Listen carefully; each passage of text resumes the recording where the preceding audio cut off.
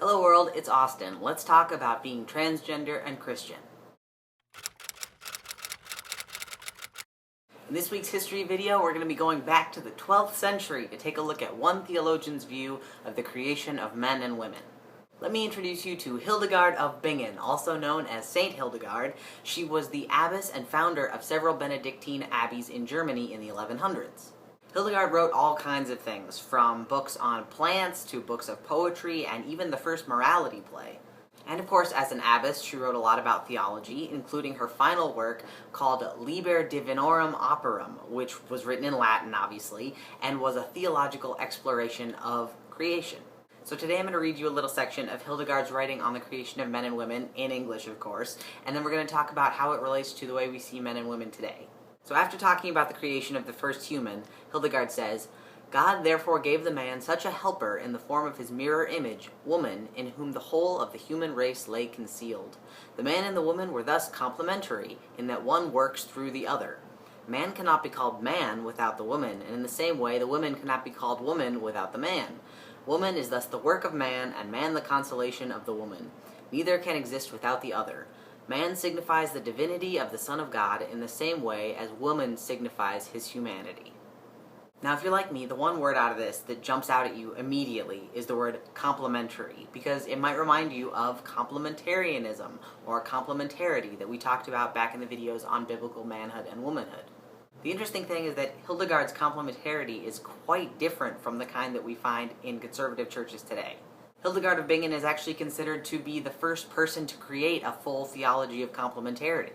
St. Augustine and St. Anselm, who came somewhat before her, also wrote in sort of bits and pieces about the idea that eventually became complementarity. And it's no surprise that their ideas are pretty much held up as the gold standard, rather than the woman who actually wrote about it in more depth. Hildegard's version of complementarity thought of men and women as inherently different beings that held the same amount of potential.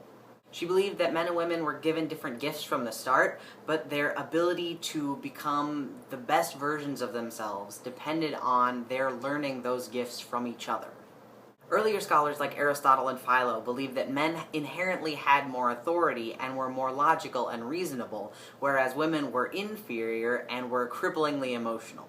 Hildegard, on the other hand, believed that men were naturally more courageous and strong, and women were naturally more merciful and gracious, but their ability to walk in Jesus' footsteps relied on their learning those traits from each other. They were to strive to become more like Christ than they were different from each other. In her own life, Hildegard broke a lot of things about the gender binary that were big at the time. She was an abbess, and so she was a woman with power, but she also wrote and spoke in the public sphere. Older philosophers like Aristotle believed that women should only be active in the private sphere, that is, the home, while men were active in the public sphere, that is, everywhere else. And we see this kind of rhetoric today in churches that refuse to ordain women.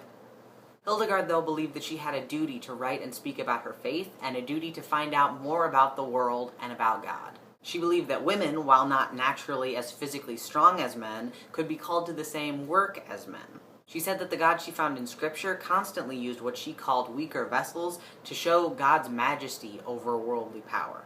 Hildegard believed, as 2 Corinthians 12:9 says, that God's power is made perfect in weakness. Hildegard of Bingen is a pretty fascinating saint, and her kind of complementarity is definitely worth learning more about. But having said that, there are a few critiques that I think are worth making. First of all, Hildegard says in the excerpt I read just a minute ago that man signifies the divinity of the Son of God in the same way as woman signifies his humanity, which is a really interesting way of talking about Jesus' human and divine natures. The problem is, though, that when we equate male with divine, we risk confusing the two and also building God in our image. God isn't a straight cisgender white man, but because of the way we use our language and because over time most theology has been done by men, we tend to forget that fact. And of course, the second thing that we have to keep in mind when talking about any kind of complementarity is the existence of trans, genderqueer, and non-binary folks. I would love to go back in time and have a conversation with Hildegard about whether my being assigned female at birth means that I'm naturally more gracious, or whether my experience as male means that I am naturally more courageous. While there have always been trans people in history, we have always been a minority, and so it's very unlikely that Hildegard actually met anybody who was living outside of their assigned gender. She was just working out theology and anthropology with the people that she saw around her at the time, which were largely cisgender men and women.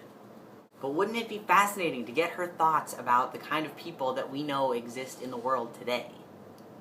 Thanks for watching the video this week, everybody. I hope you enjoyed it. If you want to know more about Hildegard of Bingen, definitely check out the resources that are going to be down below, and leave me a comment and let me know what you think of these history videos. I hope you're having a great day. Don't forget to hit the subscribe button on your way out if you want to see me back here next week. Alright guys, peace.